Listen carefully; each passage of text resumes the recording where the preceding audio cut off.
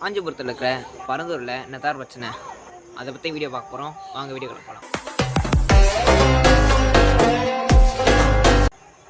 August 2022 அப்போது எங்களுக்கு திருப்போரூரில் 2வது ஏர்போர்ட் வேணும் என்று மீட்டிங் அப்போது முடிவு பண்ணுறாங்க. ஆனால் மீட்டிங்கில் திருப்பூரில் கொடுக்க முடியாதுன்னு சொல்கிறாங்க.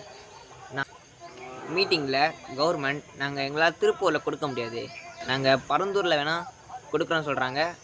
ப்ளஸ் 2022 அப்போது அப்டேட் பண்ணுறாங்க பரந்தூர் ஏர்போர்ட் வரப்போகுதுன்னு. ஆனால் ஏர்போர்ட் வர ஏரியா பார்த்தீங்கன்னா 12 ஏரிகள், ஒரு பள்ளிக்கூடங்கள், அப்புறம் 1005 குடும்பங்கள் அழிக்கப்பட்டு தான் ஏர்போர்ட் வரப்போகுதுன்னு அறிவிப்பு பண்ணுறாங்க.